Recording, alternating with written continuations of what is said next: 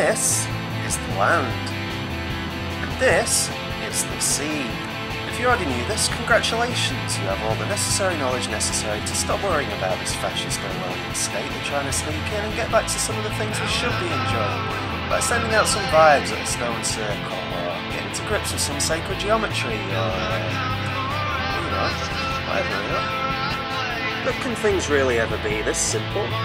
Well, no, not really. So why don't you sit back and enjoy while I talk to you about the hierarchy of law.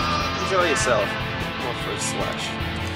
So when we think of the law, we generally think of this big towering mess of bylaws and codes and rules and regulations that you need to go to university for at least 7 years to actually begin to fathom.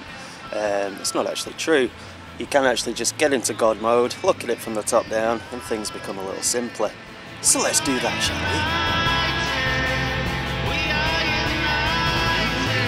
So right at the top of the tree we have divine law. Now divine law is the laws that govern the movement of energy throughout the universe, and obviously everything in the universe is energy, so divine law is everything.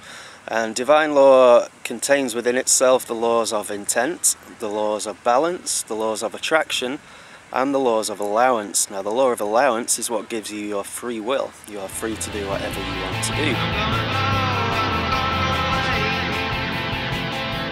Natural law is the belief in some kind of natural justice system.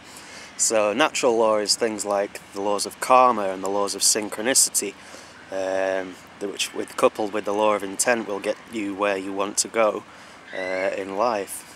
I'm glad I explained natural law really well, because it's really important.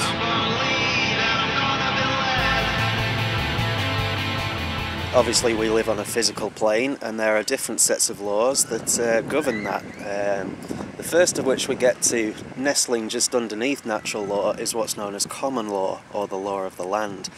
Now common law states quite clearly that you are born free and equal to everybody else, and you may do whatever you please whilst on this physical plane, provided you do not infringe upon the rights of another living soul. So that means you cannot harm anybody, you cannot steal from anybody, and you cannot use fraud in your contracts. You have to act with honour at all times. Now if everybody abided by these laws, the law of the land, then there would be peace on earth. It covers absolutely every eventuality, I think.